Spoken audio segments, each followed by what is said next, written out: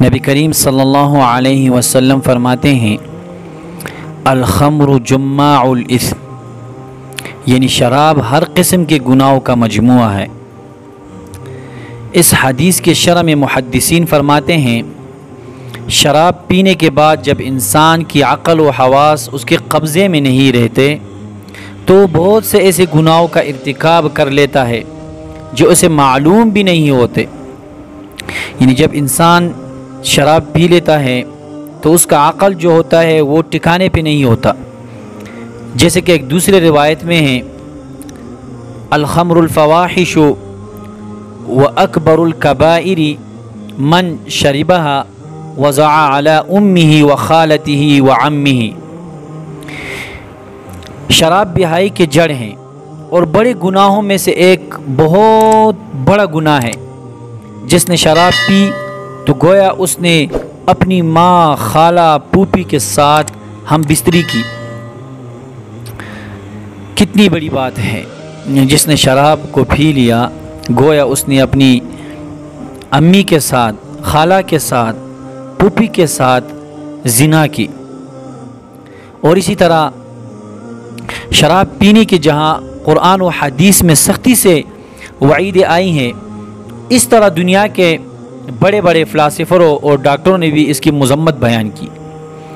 یعنی حدیث میں تو اس شراب کی بہت جگہوں پہ ممانعات آئی ہیں، اور اس کے ساتھ ساتھ قرآن میں بھی اللہ تعالیٰ نے فرمایا ہے، اور اس سے ہٹ کے دنیا کے بڑے جو ڈاکٹر ہیں انہوں نے اس کی مختلف وہ ذکر کیا ہے کہ شراب انسان کو کہاں تک لے کر جاتا ہے۔ مثلا ڈاکٹر پارس اٹلی کا ہے، وہ اپنی کتاب میں لکھتے ہیں اگر دنیا میں شراب نہ ہوتی تو ہمیں دنیا کے نصف گناہ اور بیماریاں معلوم نہ ہوتی۔ وہ کہتے ہیں اگر شراب دنیا میں نہ ہوتی تو ہمیں دنیا کے نصف گناہ اور بیماریاں معلوم نہ ہوتی۔ یعنی سے معلوم یہ ہوتا ہے کہ نصف گناہ اور بیماریاں جو ہوتی ہیں وہ شراب کے پینے کی وجہ سے انسان کے ساتھ چمٹ جاتی ہیں۔ ایک اور فلاسفر کا مقولہ ہے کہ دنیا میں نصف سے زیادہ گناہ شراب کے بدولت سرزد ہوتے ہیں۔ ایک ڈاکٹر کے بقول یہ خوراک نہیں بلکہ زہر ہے۔ ایک ڈاکٹر فرماتے ہیں، وہ بھی اس کتاب میں لکھتے ہیں کہ شراب جو ہیں یہ خوراک نہیں ہے بلکہ زہر ہے۔ اور پھر آگے لکھتے ہیں کہ جسم کی طاقت کو ختم کرتی ہے، ہاضمہ کو بھی خراب کرتی ہیں، اور اس سے قبض بھی پیدا ہو جاتا ہے، بھوک کے نظام کو بھی خراب کرتی ہیں، قوت مردانہ کو ختم کرتی ہیں، اسی طرح آواز بھی بھاری ہو جاتی ہے، دائمی کھانسی کی شکایت بھی ہو جاتی ہے، مدہوشی میں آدمی اپنا پوشیدہ راز ظاہر کر دیتا ہے۔ یہ بہت اہم بات ہے۔ جب بھی انسان شراب نوشی کرتا ہے، اللہ تعالی ہم سب کی حفاظت فرمائے، جب بھی کوئی شراب نوشی کرتا ہے پہلے بات تو یہ ہے کہ اللہ اور اللہ کے رسول اس سے ناراض ہو۔ دوسری بات یہ ہے کہ دین کے مخالفت کی، شریعت کے مخالفت کی، اور اللہ تعالیٰ نے جس چیز کو منع کیا اس نے اس چیز کو اپنا لیا۔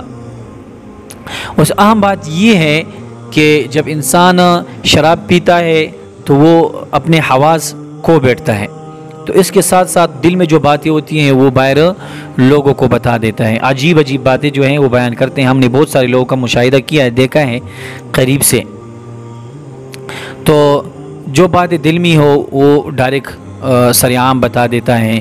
بعض تو ایسے ہوتے ہیں کہ اللہ معاف فرمائے بتانے نہیں چاہیے، لیکن انہوں نے یہ سب اپنی کتاب میں لکھتے ہیں کہ اپنے پوشیدہ راز ظاہر کر دیتا ہے۔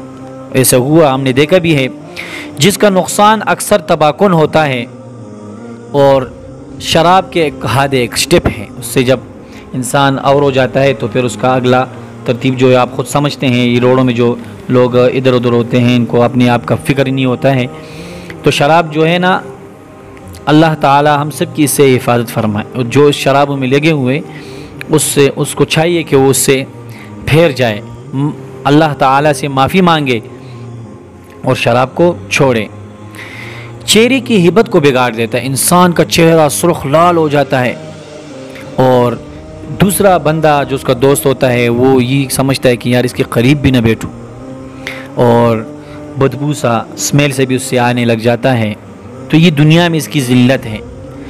اور اس کے ساتھ ساتھ جو شراب زیادہ پیتا ہے تو اس کا پیٹ بھی بڑھ جاتا ہے، اور جب پیٹ بڑھ جاتا ہے تو آلریڈی 10-12 بیماریاں اور آ جاتی ہیں، تو چہرے کی حیت بھی خراب ہو جاتی ہیں، انسان کا موڈ بھی خراب رہتا ہے، کتنی نقصانات ہیں شراب کی دنیا میں۔ بہرحال اسی طرح وہ لکھتے ہیں کہ شراب جو ہے یہ ام الخبائث ہے، یعنی ہر برے کی جڑ ہے، اس کی وجہ سے بہت سے گناہ وجود میں آتے ہیں۔ تو ہم سب کو چاہیے کہ ہم شراب نوشی جو ہے، ہم میں سے جو بھائی ہیں ہمارے ہیں، بہنیں ہیں، شراب نوشی کرتے ہیں تو انہیں چاہیے کہ شراب کو چھوڑ دے۔ اللہ اور اللہ کے رسول نے اس کو منع کیا ہے، صحابہ نے اس کو منع کیا ہے، تابعین نے منع کیا ہے، تبع تابعین نے، فقہاء نے، علماء نے، سب نے اس کو منع کیا ہے۔ تو ہمیں چاہیے کہ ہم شراب کے قریب تک نہ جائے، اور شراب کا لین دین جو ہے وہ بھی صحیح نہیں ہے، شراب کے لین دین بھی ہمیں بھی نہیں کرنا چاہیے۔